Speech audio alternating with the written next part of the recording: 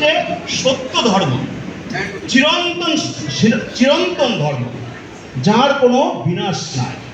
এখানে কোন পক্ষে কত লোক আছে, কার জন্য কি করছে এটা না, আমাদের শাস্ত্রে কি আছে, আমাদের পূর্বপুরুষগণ কি করে গেছে, আমাদের মুনি ঋষিরা কি করে গেছে, এই পরম্পরায় ধর্ম। আমাদের ধর্মটা হচ্ছে পরম্পরায় ধর্ম। যেমন আজকে যে এই অত্র মন্দিরের সাধারণ সম্পাদক ডাক্তার শুভ্রকান্তি শীল মহোদয়ের যে স্বর্গীয় পিতার উদ্দেশ্যে তার আজকে ৩য় মৃত্যুবার্ষিকী, তার এইটা হচ্ছে একটা স্মরণ। এই স্মরণটা কিভাবে করছে? শ্রদ্ধার মাধ্যমে। আমাদের শ্রীমদ্ ভগবত গীতাতে এটার স্মরণটা কিভাবে করতে হবে সেটা কিন্তু বলা আছে। কি বলা আছে না? আমরা জানি তো সবাই।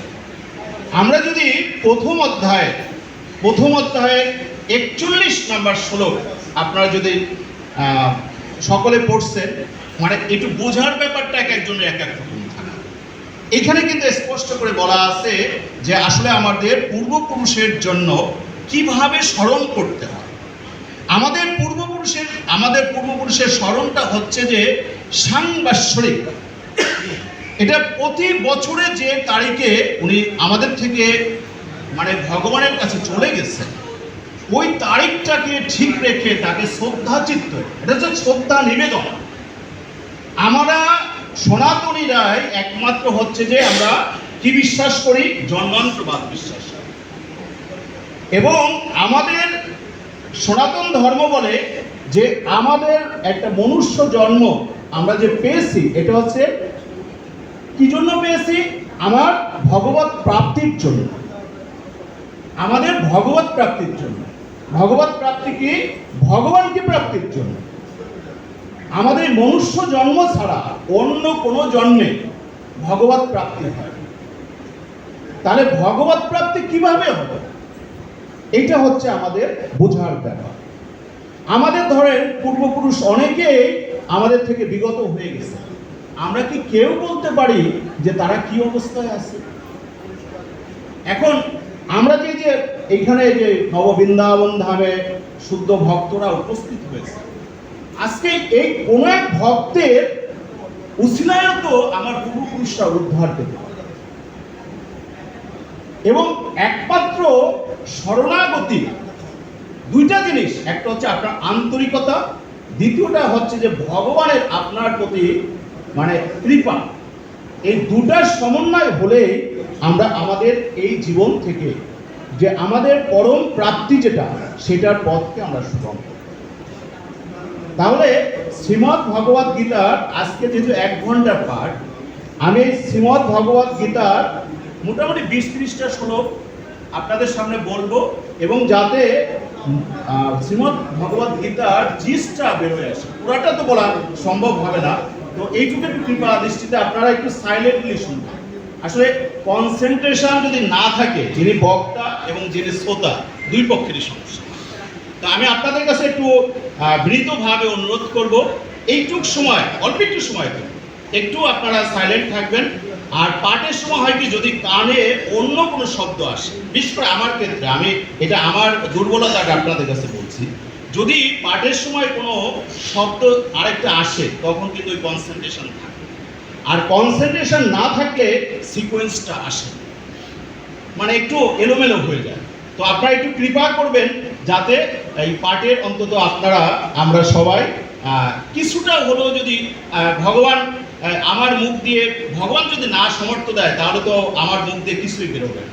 তো ভগবান যেন আমাকে সেইটুকু শক্তি দেয়, আপনাকে যেন 2-1টা কথাও যেন আপনার আজকের পাঠ থেকে আপনার অন্তর বুঝতে পারে।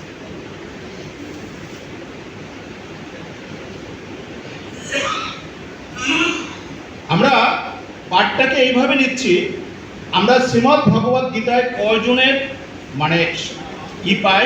4 জনের উপস্থিতি, ঠিক না? ধৃতরাষ্ট্রের উপস্থিতি পায়, কার উপস্থিতি পায়? সঞ্জয়ের উপস্থিতি পায়। আর শ্রীকৃষ্ণ অর্জুনের উপস্থিতি পায়, ভগবান শ্রীকৃষ্ণের উপস্থিতি পায়, আর অর্জুনের উপস্থিতি পায়। আসলে কি গীতা গীতা গীতা এমন একটা শব্দ গীতা মানে হচ্ছে গুরু এবং শিষ্যের সংবাদ,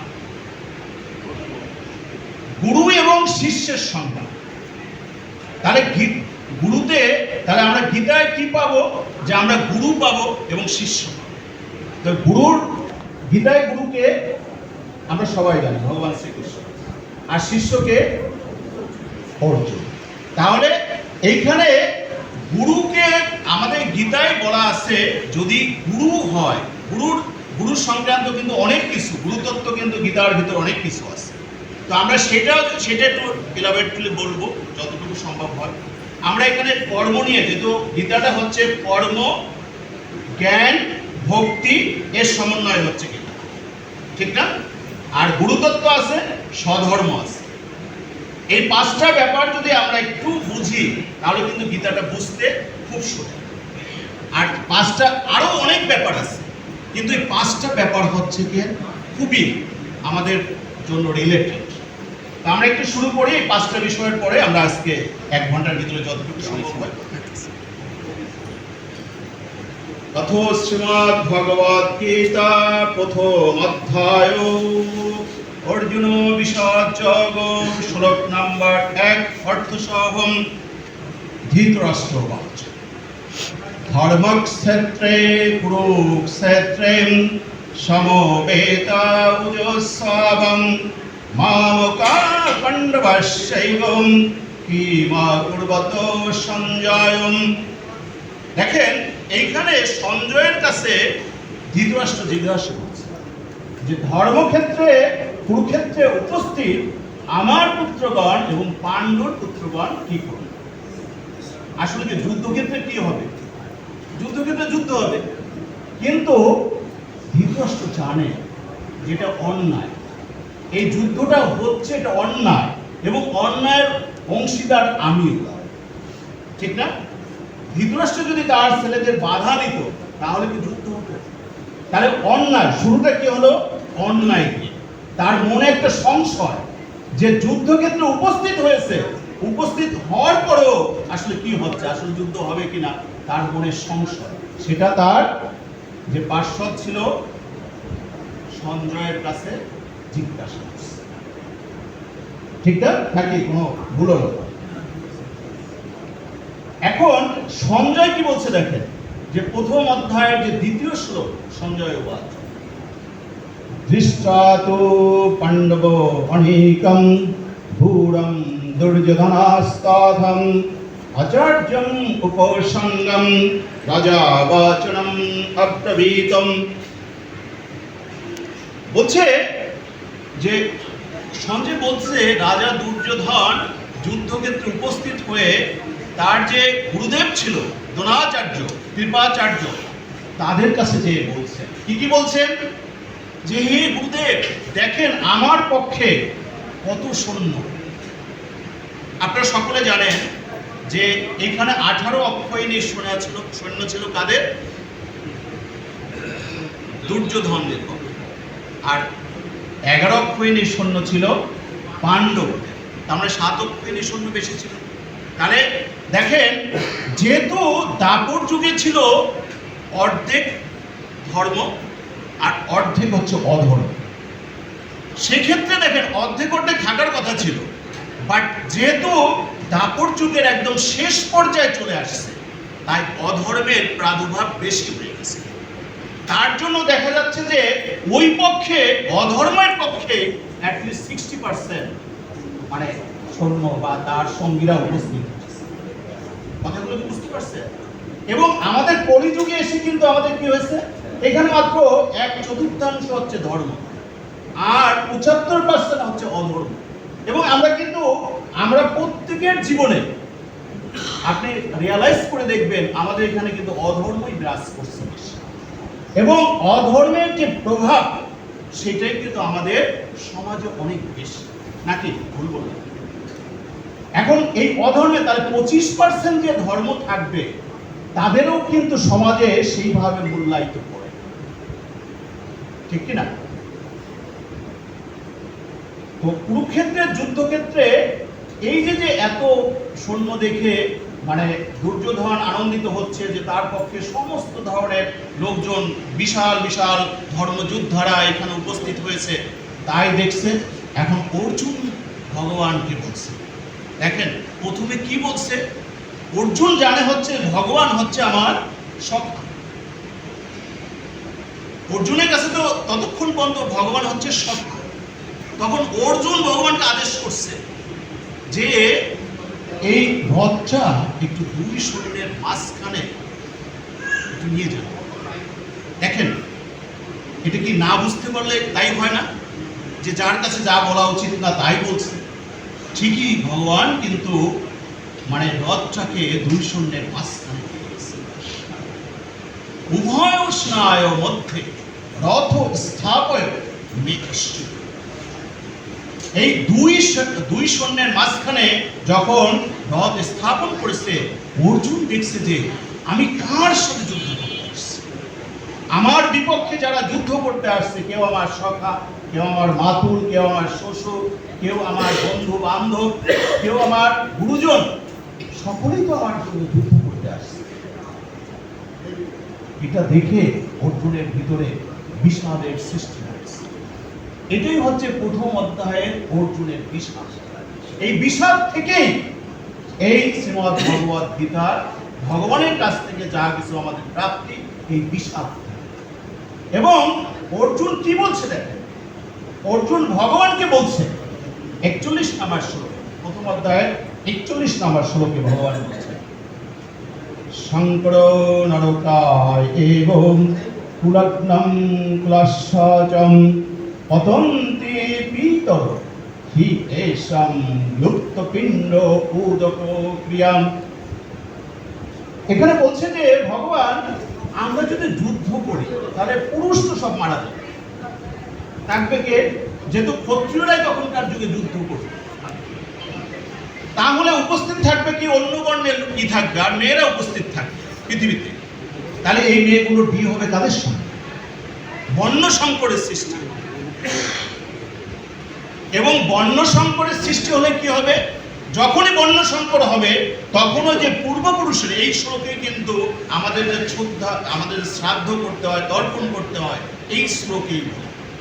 এই যে আপনারা আজকে উপস্থিত হয়ে এই যে মানে এই মন্দিরের সেক্রেটারি বাবুর যে বাবার উদ্দেশ্যে নিয়ে কিছু হচ্ছে, এটাও কিন্তু শ্রদ্ধা।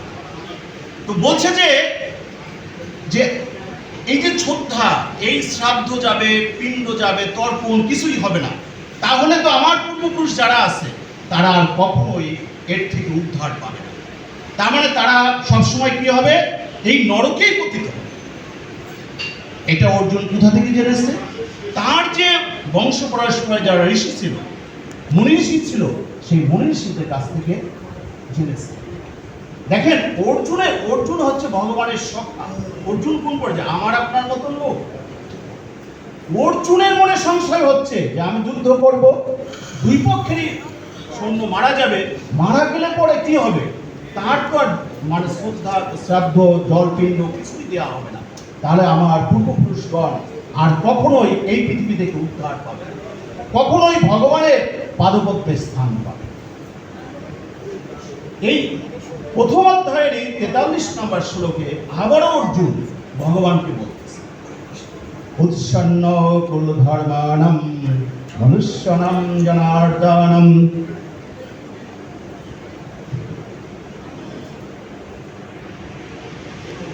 বলছে যে যদি কুল ধর্ম নষ্ট হয় তাহলে কি হবে?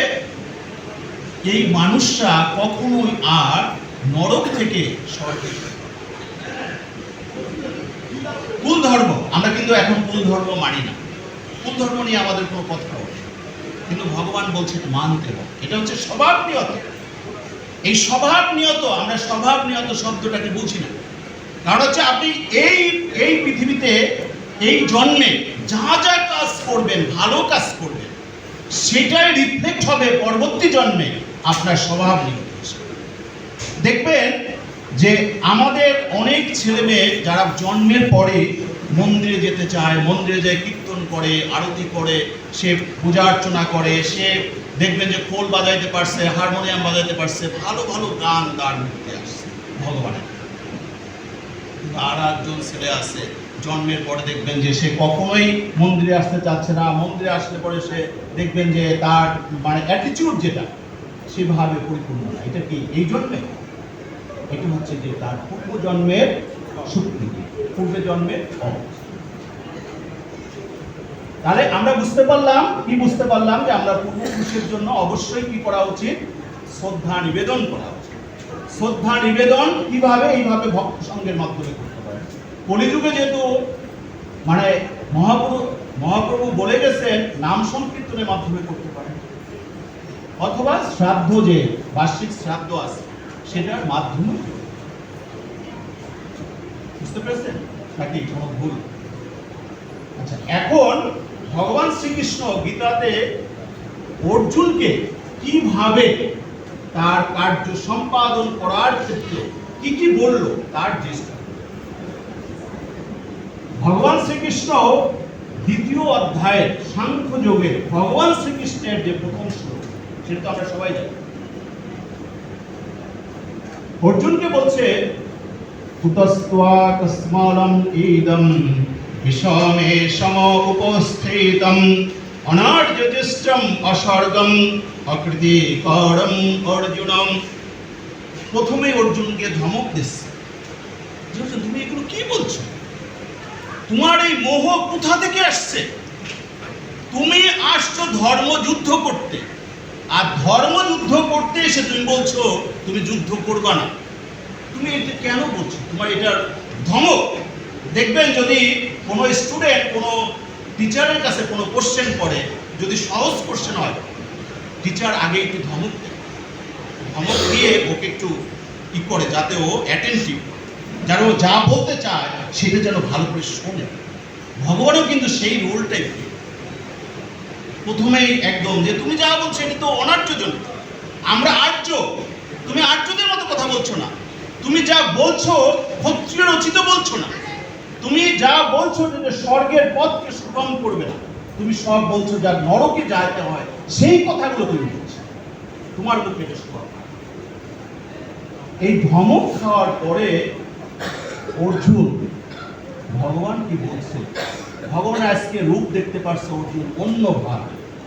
এতদিন এই ৭৫ বছর বয়স পর্যন্ত অর্জুন কিন্তু এই ভগবানের রূপ দেখে। আজকে সে ভগবানের কথা শুনে এবং ভগবানের অভয় দেখে অর্জুন ভীত সন্তুষ্ট হয়ে গেছে। সাথে সাথে ভগবানকে বলছে এই দ্বিতীয় অধ্যায়ের সাংখ্য যোগে ৭ নম্বর শ্লোক, এটা কি? যে কার্পণ্য দোষ উপহত স্বভাব ইচ্ছামি ত্বং ধর্ম সংযোচিতাহং যৎশ্রেয় সৎসু নিশ্চিতম ব্রূহি মে শিষ্যতে অহং সাদি মম ত্বং প্রপন্ননম। অর্জুন একদম এই ধমক খাওয়ার পরে বলছে যে ভগবান, আমি যা এতদিন জেনেছি বুঝেছি এগুলো সব ভুল ছিল, আমাকে এখন কি করতে হবে, কি করলে আমার জন্য মঙ্গলকর হবে তাই আপনি আমাকে বলেন। আমি এখন থেকে আপনার শিষ্যত্ব গ্রহণ করব। আগে ছিল সে সখা পার্থ, আর এখন বলছে যে আমি শিষ্যত্ব গ্রহণ করব। শিষ্যতে অহং সাদ মাম ত্বং প্রপন্ন। দেখেন তাহলে কোথা থেকে কোথায় চলে আসলো? যতক্ষণ পর্যন্ত সে শিষ্য না হয়েছে ভগবান কিন্তু তাকে কোনো তত্ত্ব কথা বলে। এবং এইখানে এই মেসেজের মাধ্যমে আমরা যারা আমাদের ধর্মে কিন্তু মৃত্যুর আগে যদি কোনো সনাতনী সে গুরু দীক্ষা না নেয় তাহলে কিন্তু তার সদ্গতি হয় না। আপনারা জানেন তো, সদ্গতি গুরু হচ্ছে যে সদ্গতির মাধ্যম, সদ্গতি প্রাপ্তির মাধ্যম। তাহলে গুরুকরণ করতে হয়, এবং গুরুকরণ কিন্তু অর্জুন ভগবানের কাছে করল, বলল যে আমি এখন আর তোমার শিষ্য, আমি এখন থেকে তোমার হচ্ছে যে তুমি আমার গুরু, আমি তোমার শিষ্য। আমাকে আমার যা ভালো হবে তার উপদেশ আপনি। দেখেন কথাগুলো আমি একটু মানে বাংলাটা হয়তো একটু বুঝতে আপনাদের হতে পারে, তারপরেও আমি খাস বাংলা একদম মানে বইয়ের ভাষা যা আছে আমি আমার ভাষায় আপনাদের বলছি। এই কথা বলার পরে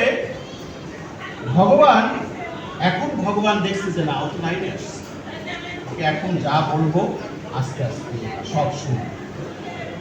ভগবান এখন প্রথমেই তাকে স্বধর্ম নিয়ে কথা বলছে। স্বধর্ম কেন, মানুষ জীব হিসাবে সে যে ধর্মেরই হোক না কেন তার ধর্মের প্রতি একটা দায়বদ্ধতা আছে, ধর্মের প্রতি একটা সফটনেস আছে, এবং দেখছে যে ধর্ম নিয়েই আগে ওঠে। শুনতে কি সবাই শুনতে পারছেন তো, নাকি শোনা যাচ্ছে না? শোনা যাচ্ছে? ধর্ম নিয়ে দ্বিতীয় অধ্যায়ের সাংখ্যযোগে 31 নম্বর শ্লোকে প্রথম স্বধর্ম নিয়ে স্বধর্মম অপি চ অবেক্ষ না বিকম্পিতুম অহর্ষে ধর্মাধি যুদ্ধাশ্রয় না অন্নাৎ ক্ষত্রিয়স্য না বিদ্যতে। বলছে যে স্বধর্ম পালনের ক্ষেত্রে কখনো ভীত কম্পিত হতে নাই, যেটা আমাদের ভিতরে কিন্তু আমরা ভীত কম্পিত হই। এটা হয়তো স্থানকাল পাত্রের জন্য কিছু সময়ের জন্য হতে হয়, বাট আমার এই অন্তরে যেন আমি সব সময় বিশ্বাস করি আমি ধর্ম পালন করার ক্ষেত্রে আমি যেন কখনো ভীত না হই। এই যে আপনারা এখানে আসছেন, এই বৃন্দাবন ধামে আপনারা না আসলে কিন্তু বৃন্দাবন ধাম হতো। হয়তোবা আমাদের দেখেও অনেকে অনেক কিছু বলতে পারে, ওইটা আমাদের শোনার বিষয়। আমার পূর্বপুরুষ আমাদের ধর্মটাকে যেভাবে পালন করে গেছে আমরা ঠিক সেইভাবেই পালন করি, এবং এই স্বধর্ম পালনের ক্ষেত্রে ভগবান অর্জুনকে বলছে, অর্জুন তুমি হচ্ছে ক্ষত্রিয়, তা ক্ষত্রিয়ের ধর্মযুদ্ধে অংশগ্রহণ করার থেকে শ্রেয় আর কিছু। এই স্বধর্ম নিয়ে তৃতীয় অধ্যায়ের 35 নম্বর শ্লোকে 35 নম্বর শ্লোকে কি আছে, ভগবান কি বলছে? শ্রেয়ান স্বধর্ম বিগুণ পর ধর্মাৎসু অনুষ্ঠিতাৎ স্বধর্মে নিধনম শ্রেয়ং পর ধর্ম ভয়াবহম। ভগবান এখানে বলছেন যে যদি নিজের ধর্মে একটু দোষ ত্রুটি থাকেও তাও এই দোষ ত্রুটি না দেখে এটা সঠিকভাবে পালন করা উচিত। কখনো পরের ধর্মে কি আছে এইটা নিয়ে তোমার মাথা ঘামানোর দরকার, এবং পরিশেষে বলছে যে পরের ধর্ম কখনো গ্রহণ করতে। কিন্তু আমাদের সমাজে কি হচ্ছে না, এবং টার্গেট করে একটা ভালো মেয়ে আছে দেখতে সুন্দর, টার্গেট তার জীবনটাকে নরকে বিক্রি। যদি গীতা সঠিকভাবে বোঝে তার জীবনটাকে নরকে পতিত হতে পারবে, এটা বুঝার। এবং ভগবান কিন্তু তখনও জানতো যে আরো ধর্ম আসবে, বাট ভগবান যখন এই কথা অর্জুনকে বলছে তখন পৃথিবীতে আর কোনো ধর্ম ছিল। আজ থেকে 5,500 বছর আগে যখন বলছে যে স্বধর্ম নিধনম শ্রেয় পরধর্ম ভয়াবহ, তখন পৃথিবীতে আর কোনো ধর্ম ছিল। দেখেন ভগবানের কথা একদম। তাহলে আমাদের সকলের এই বিষয়ে সচেতন হওয়া উচিত। এখন আসি, ভগবান 3টা জিনিসের সমন্বয়ে আমাদের এই ধর্ম চর্চাটাকে করতে বলেছে, আমাদের এই জীবনটাকে অতিবাহিত করতে বলেছে। তার প্রথমটা হচ্ছে কর্ম, এবং কর্ম কিভাবে করতে হবে ভগবান তার একটা ডেসক্রিপশন আমাদের দিয়েছে। দ্বিতীয় অধ্যায়ের সাংখ্যযোগে 47 নম্বর শ্লোকে ভগবান একদম স্পেসিফাই করে আমাদের কর্মটা কিভাবে হবে সেটা আমাদের বলেছে। সেখানে কি বলেছে?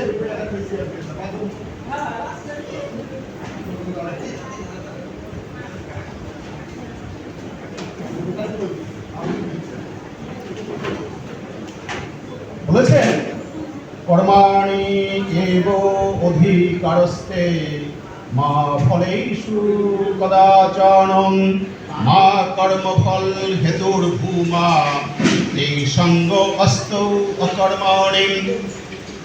ভগবান বলছে যে তোমাকে জীবন ধারণের জন্য কর্ম করতে হবে। কর্ম ছাড়া আমরা কি একদিনও থাকতে পারবো? এবং ভগবান এও বলছে যে এই কর্ম করতে হবে, কিন্তু এই কর্মের যে ফল এটা কখনো তুমি আশা করতে পারবে না। ভগবান আরো বলেছে যে যে তুমি যে কর্ম করছো, যে তুমি যে কর্মের হেতু, এইটা কখনো মনে করতে পারবে না। কর্মের হেতু, আমি কর্ম করি না, অনেকে মনে করেন আমার অনেক শক্তি আছে, আমার যা ইচ্ছা তাই করতে পারি, ঠিক না? কিন্তু ভগবান যদি আমাকে শক্তি না দেয় তাহলে আমি কর্ম করতে পারবো। ভগবান বলছে যে কর্মটা হবে নিষ্কাম, ফলের আশা কখনো করা যাবে না। এবং কর্মযোগ, এই কর্মযোগের ক্ষেত্রে ভগবান বলছে যে আমাদের এই জীবনটাকে কর্মযোগে নিবৃত করতে হবে। এবং কর্মযোগের কিছু যোগ, কর্মযোগ্য, এই কর্মযোগ্য সম্পাদন, ভগবানের নামে আপনাকে অ্যাটলিস্ট কর্মযোগ্য সম্পাদন। আপনারা জানেন বিভিন্ন পূজা অর্চনায় যজ্ঞ করা হয়, যজ্ঞে আহুতি দেওয়া হবে। আহুতির ব্যাপারটা কোনো ক্ষেত্রে 28, কোনো ক্ষেত্রে 108, কোনো ক্ষেত্রে 1008। যার যতটুকু সমর্থ থাকে সে ততটুকু সম্পাদন করে। আপনারা জানেন যে এই যজ্ঞ করার মাধ্যমে কি হয়, আমাদের চারিপাশে কিন্তু অনেক নেগেটিভ এনার্জি থাকে। এই কর্মযজ্ঞের মাধ্যমে এই নেগেটিভ এনার্জি থেকে পজিটিভ এনার্জিতে রূপান্তর। এবং মাত্র 100 গ্রাম ঘি যদি কোনো যজ্ঞে ব্যবহার করা হয়, এ দিয়ে 100 টন বিশুদ্ধ অক্সিজেন উৎপাদন। আমার এটা জানা উচিত। আমাদের এই যে ঢাকা শহরে আমরা যা থাকি, এখানে কি অক্সিজেন তো আছে, কিন্তু অক্সিজেন কি এটা পিওর অক্সিজেন? একমাত্র যজ্ঞের মাধ্যমে এটা পিওর অক্সিজেন পাওয়া সম্ভব। এবং এই যজ্ঞ করতে হবে, সেটার আরো একটা ব্যাখ্যা হচ্ছে যে যজ্ঞ করলে কি হয়, যজ্ঞ করলে সেখান থেকে ধোঁয়া উৎপন্ন হয়।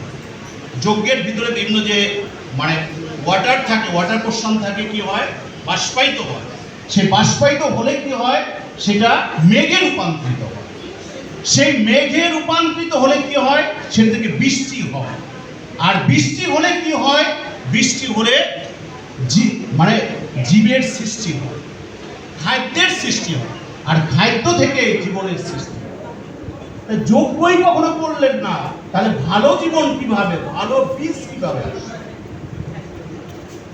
এখন আপনি মনে করতে পারেন যে ঘরের ভিতরে একটু যজ্ঞ করলাম, তা দিয়েই কি ভালো বীজ হবে? যখন বাতাসের সঙ্গে এই বাতাসটাই, এই ধোঁয়াটাই মিশে যাচ্ছে, তখন কিন্তু এটা বিস্তৃত এলাকায় ছড়ায় পড়ছে। আমরা সনাতনীরা যদি প্রত্যেক গৃহে কর্মযজ্ঞ করে করতাম, তাহলে কিন্তু পিউরিফাইড যে আমাদের জীবন, সেটা আমরা যজ্ঞের মাধ্যমে। নাকি ভুল বললাম? কিন্তু আমাদের এই সঠিক প্রয়োগটা আমাদের কিন্তু এখন নাই। কিন্তু আপনারা যারা আমাদের সনাতনী ধর্ম গ্রন্থ পড়েন, সনাতনী শাস্ত্র গ্রন্থ হচ্ছে কি 14 ট্রাইবস। আপনারা সকলে জানেন না? প্রথম হচ্ছে 4টা বেদ, ঠিক আছে? আর হচ্ছে কি পুরাণ। পুরাণকে 18টা পুরাণ আছে আমাদের, 18টা পুরাণকে একটা হিসেবে দেখা। আর উপবেদ আছে 6টা। আর ঋষিদের 20টা মুনি সংহিতা আছে, 20টা সংহিতা। আর হচ্ছে কি মহাভারত আর রামায়ণ, এই হচ্ছে আমাদের ধর্মীয় গ্রন্থ। এছাড়া আর যা আছে এগুলো শাস্ত্র। ধরেন আপনি অনেক বই টই পড়ছেন, আপনার মেধা একটু ভালো আছে, আপনি একটা কি লিখলেন, এটা একটু গ্রহণ করুন।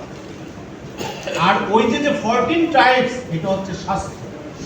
ওই শাস্ত্রে যা আছে তার কোনো ডেভিয়েশন করা যাবে না। ওই শাস্ত্র মেনেই আপনাকে চলতে হবে। আমরা কি তাই মানি? আমরা দেখবেন যে আমরা এখনকার যুগে এসে দেখছি যে গুরুবাদে পড়ে গেছে। এক এক গুরু যে যেভাবে বলছে, সে যা যা লিখছে, অনেকে ব্যবসা করার জন্য সেই বইগুলো পড়ছি, সেইগুলোই পড়ে যাচ্ছে। কিন্তু আমাদের সনাতন ধর্মে কিন্তু তা হবে না। আমার সনাতন ধর্মে বলছে বেদ পড়তে হবে, উপনিষদ পড়তে হবে, পুরাণ পড়তে হবে, মহাভারত পড়তে হবে, রামায়ণ। আমরা কয়জন পড়ি বলেন? বুকে হাত দিয়ে বলেন তো আমরা কয়জন পড়ি?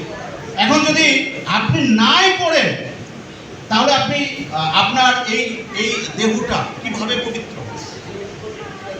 এই 14 টাইপসের যে শাস্ত্র আছে, এইগুলি হচ্ছে ভগবানের অঙ্গ বলা হয়, ভগবানের অঙ্গ। তা ভগবানের অঙ্গ প্রত্যঙ্গ আমরা এটাই কিছুই করলাম না। আমি সব কিছু আমি বললাম যে না, আমি অনেক কিছু শিখে গেছি। অনেকে আছে দেখবেন যে সব কিছু একটা করে একটা টোঙের পরে এসে আগে একটু পড়ো, আগে জানো। তোমার জীবনে 4টা অধ্যায় আগে অতিবাহিত করো। তুমি ব্রহ্মচর্য জীবন করো, তারপরে তুমি গারস্থ জীবন করো, তুমি বানপ্রস্থ করো, তারপরে না সন্ন্যাসে আসো। তুমি প্রথমে এই সন্ন্যাসে চলে আসছো, তাহলে সনাতন ধর্ম বৃদ্ধি হবে কিভাবে? তোমার জেনারেশন যদি না থাকে, তাহলে সনাতন ধর্ম আসবে তো।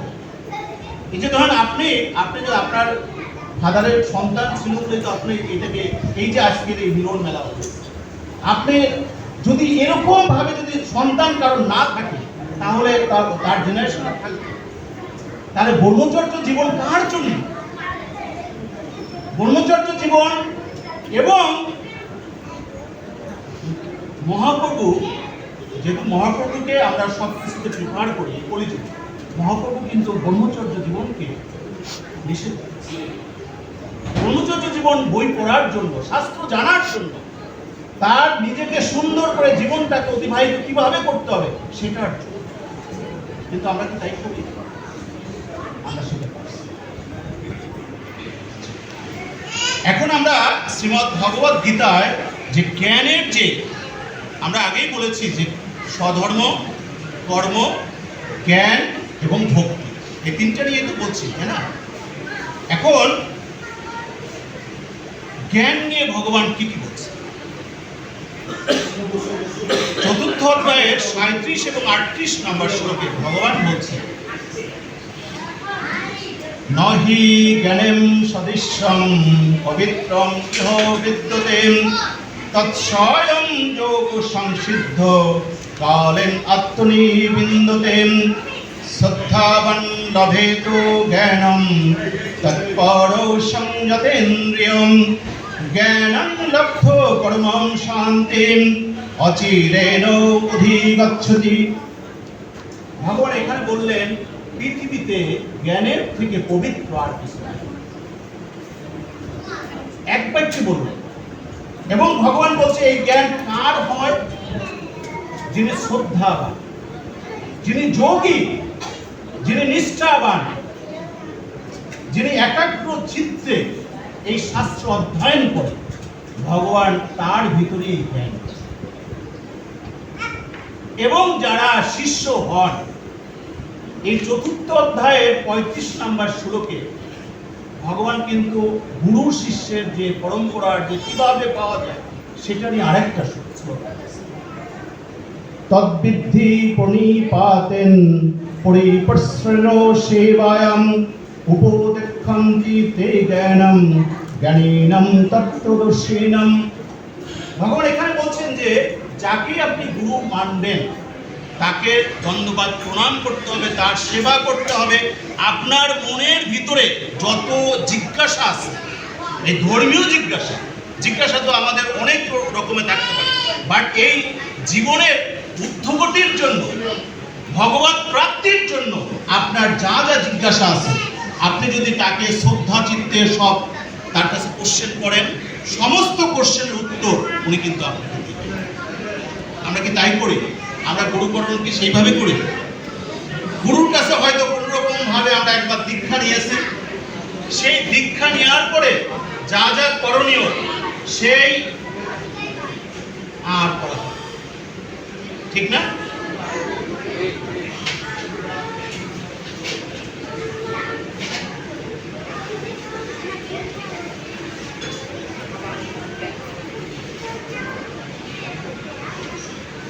তাহলে আমাদের ধর্মীয়, এটাকে বলা হয় প্রকৃত জ্ঞান।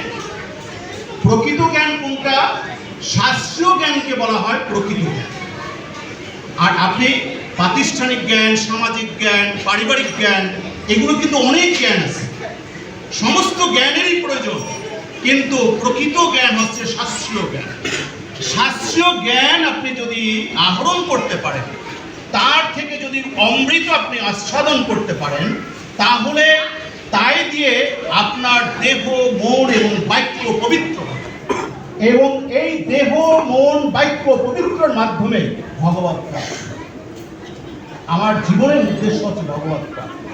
সেই ভগবত প্রাপ্তির পথ সুগম হবে একমাত্র হচ্ছে শাস্ত্রীয় জ্ঞান জানার মাধ্যমে। আর কোনো কনফিউশন আছে? শাস্ত্রীয় জ্ঞান জানতে।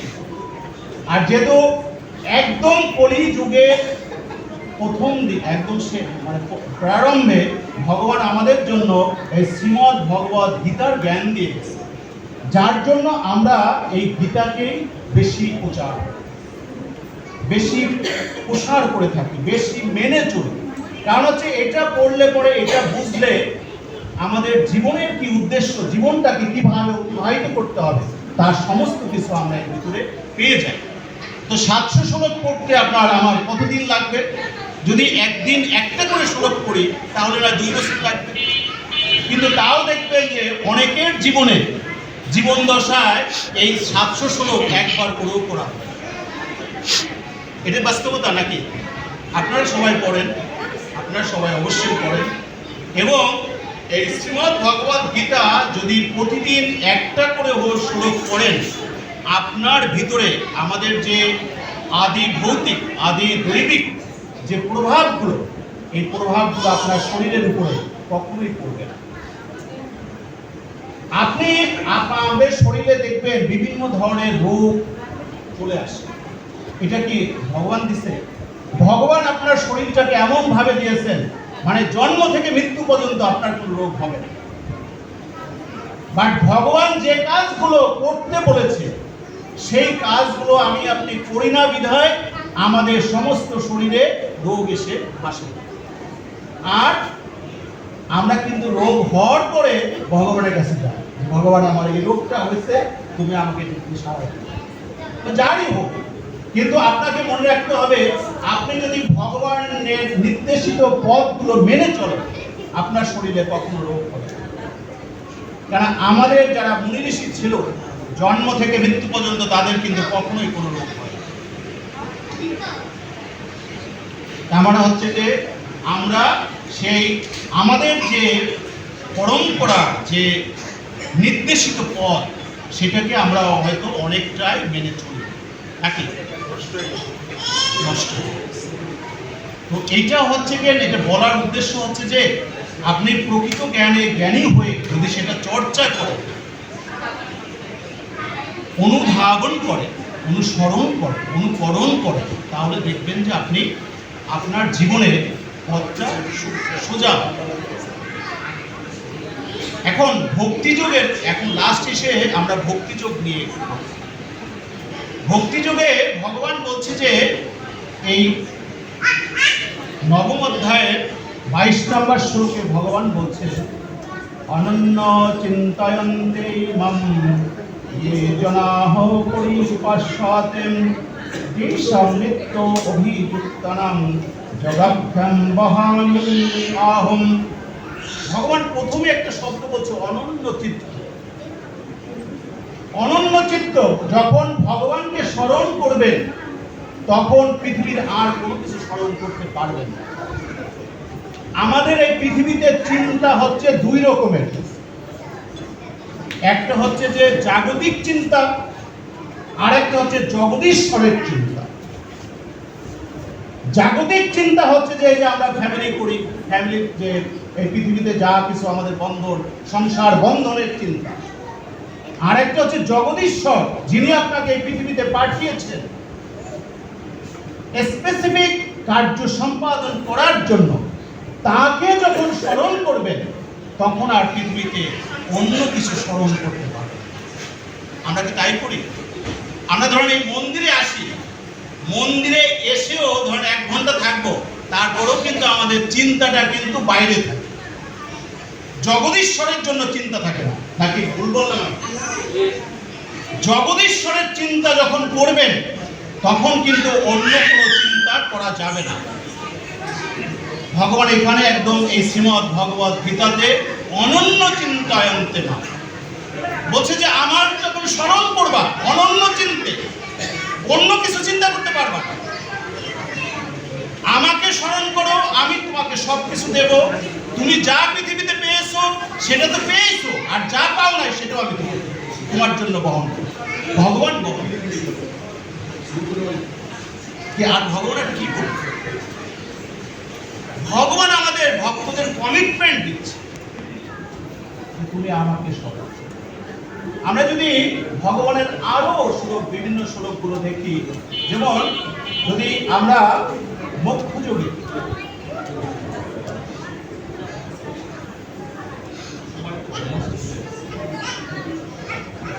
মোক্ষযোগে যদি আমরা দেখি, মোক্ষযোগের 65 নম্বর শ্লোকে সেখানেও কিন্তু ভগবান একদম স্পেসিফাই করে আমাদের জন্য বলছে যে কি বলছে, ভক্ত ভগবত ভক্ত মদ্যাজীবং নমস্কৃ মাং এব যশস্বী সত্যম পরিজনে প্রিয় অস্মিতে।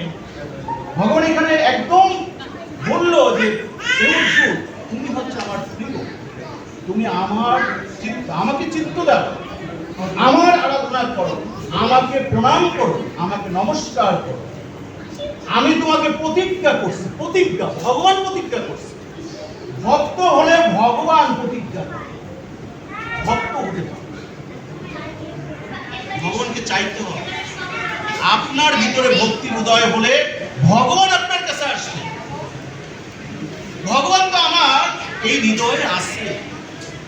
আপনারা তো সকলে জানেন যে ভগবান প্রত্যেকের হৃদয়ে এই নাভি থেকে 10 আঙ্গুল উপরে অবস্থান, বাট আমরা এটাকে অনুভব করতে পারি না। বেদের একটা শ্লোক আছে, এই শ্লোকে একদম স্পষ্ট করে বলা আছে ভগবান প্রত্যেকটা জীবে তার নাভি থেকে 10 আঙ্গুল উপরে অবস্থান করে। এই 10 আঙ্গুল উপরে অবস্থান করার পরেও আমরা তাকে অনুভব করতে পারি না। কারণ হচ্ছে যে আমার এটার ভিতরে কালি পড়ে গেছে, ময়লা পড়ে গেছে।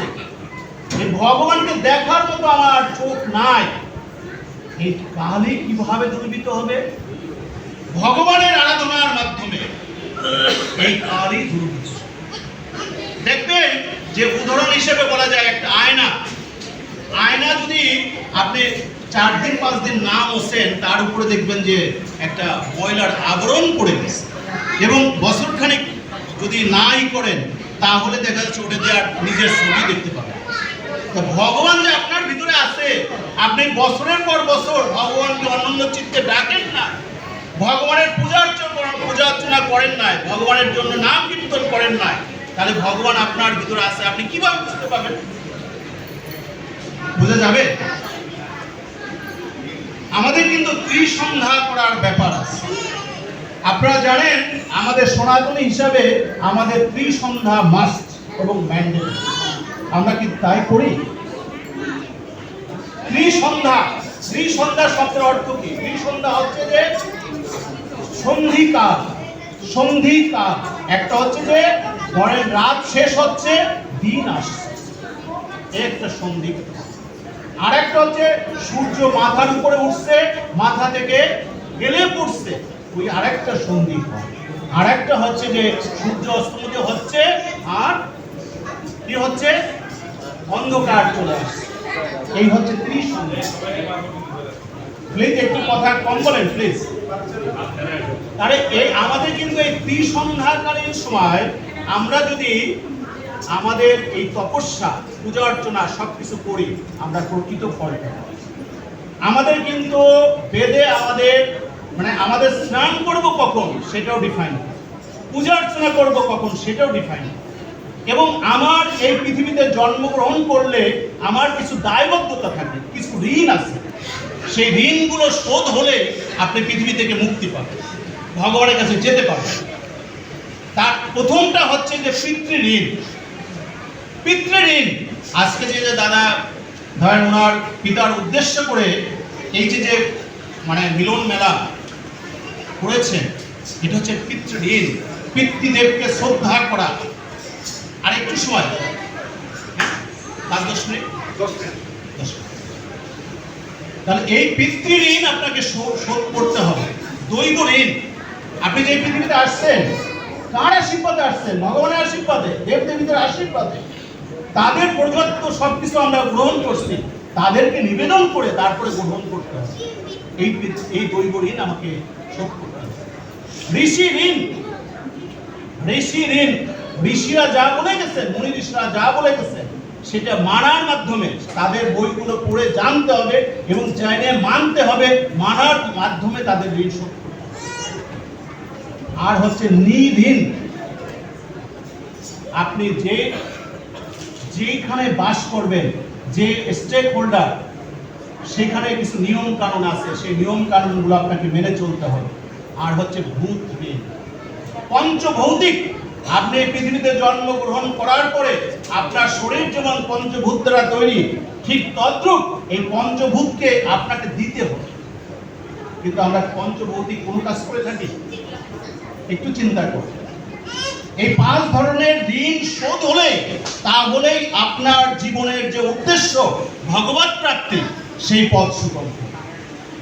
এই 5 ঋণ যতক্ষণ পর্যন্ত আপনি শোধ করবেন না, আপনারও কিন্তু ঊর্ধ্বগতির পথ সুগম হবে।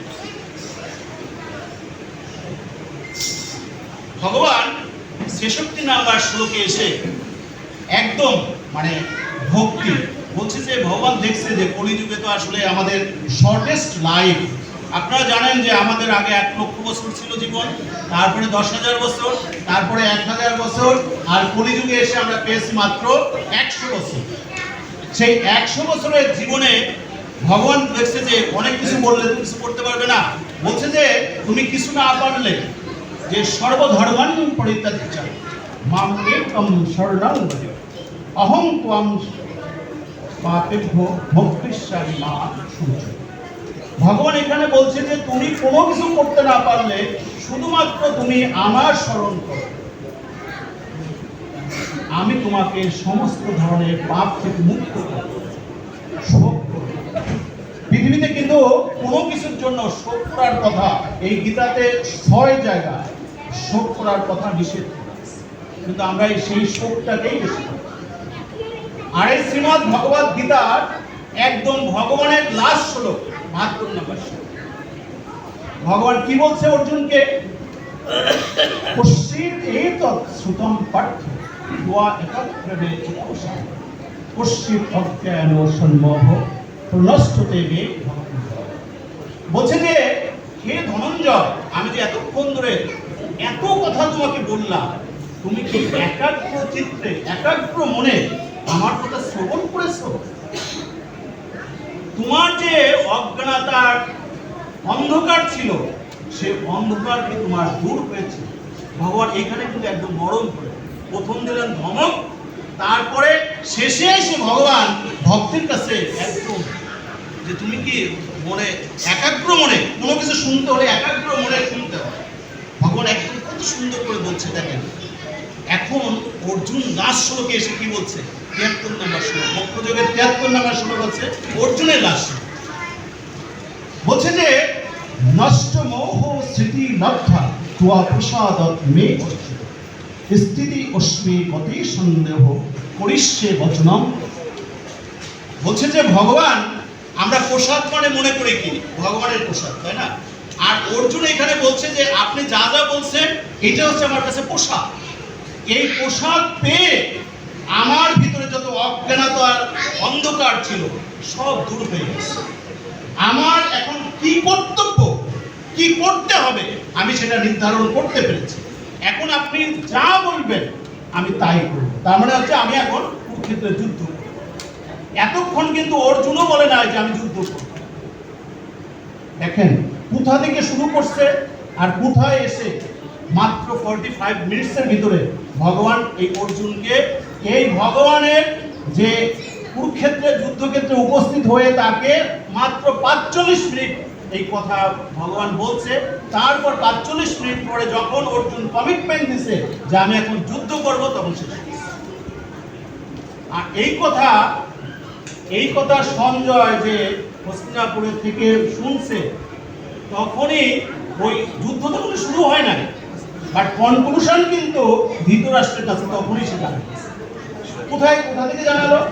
এই মধ্যযুগের 78 নম্বর শ্লোকে এসে সঞ্জয় বলছে, যত্র যজ্ঞেশ্বর কৃষ্ণ যত্র পাত্র ধনুর্ধরম তত্র শ্রী বিজয় সঞ্জয় ধৃতরাষ্ট্রকে বলতেছে যে যে পক্ষে যজ্ঞেশ্বর কৃষ্ণ আছে, যে পক্ষে পার্থ ধনুর্ধর আছে, সে পক্ষে জয়লাভ করবে, সেই পক্ষে অখণ্ড নীতি প্রতিষ্ঠিত হবে, এতে আমার কোনো সন্দেহ নেই। এটা কিন্তু যুদ্ধের আগে বলছে। আমরা কিন্তু গীতা বোঝার জন্য একটু লাস্টে বললাম যে যুদ্ধের আগেই ধৃতরাষ্ট্রকে বলছে যে যুদ্ধে যেতে, ঘটনা তাই হয়েছে। তাহলে এই হচ্ছে সংক্ষেপে আপনাদের আমার সীমিত জ্ঞানে যতটুকু সম্ভব হয়েছে আপনারা আমি কতটুকু বলতে পেরেছি। ভগবান আমাদেরকে কিভাবে চলতে বলছে, আমরা সেইভাবে আমাদের কর্মটা যেন সঠিক হয়, আমাদের জ্ঞানটা যেন সঠিক হয়, এবং আমাদের ভক্তি, জ্ঞানী ভক্তি, যার জ্ঞান আছে তার ভিতরে যদি ভক্তি আসে, তাহলেই ভগবানকে খুব তাড়াতাড়ি পাওয়া যায়।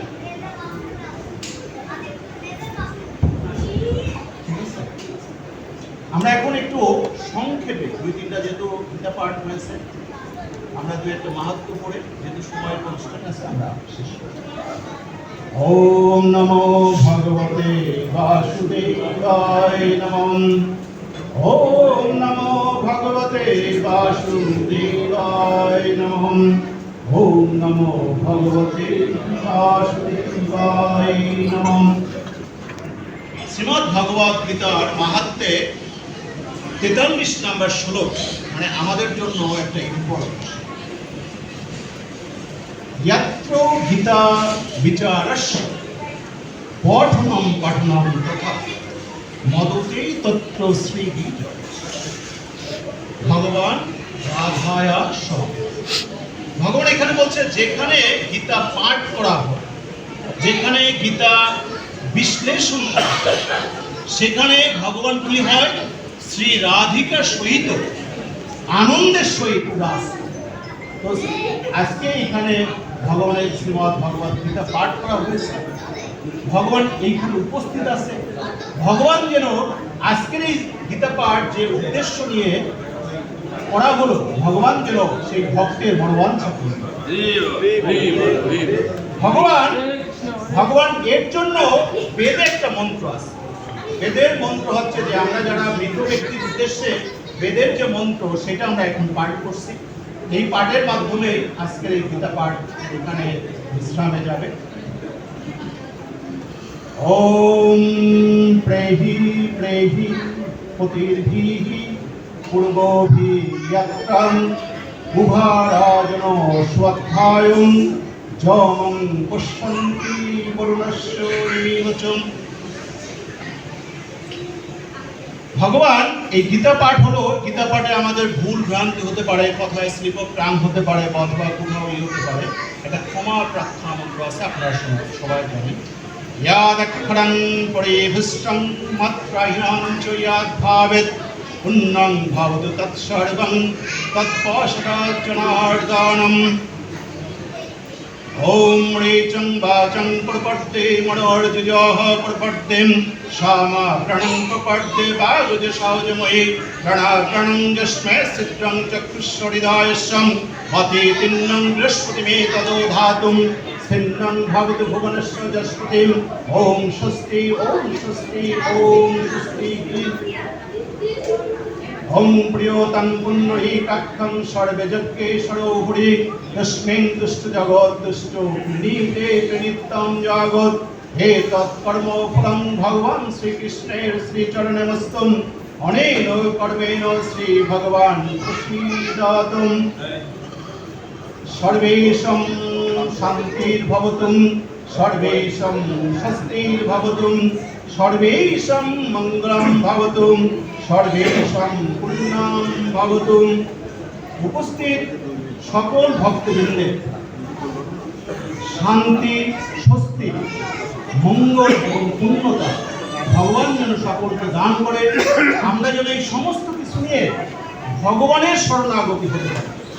আমাদের চলার পথে ভগবান যেন আমাদের সহায় হয়, আমরা যেন আমাদের সনাতন ধর্ম সঠিকভাবে আমরা প্রতিপালন করতে পারি, ভগবানকে যেন সমস্ত কর্মে আমরা স্মরণ রাখতে পারি, ভগবান যেন এইটা আমাদের দেন।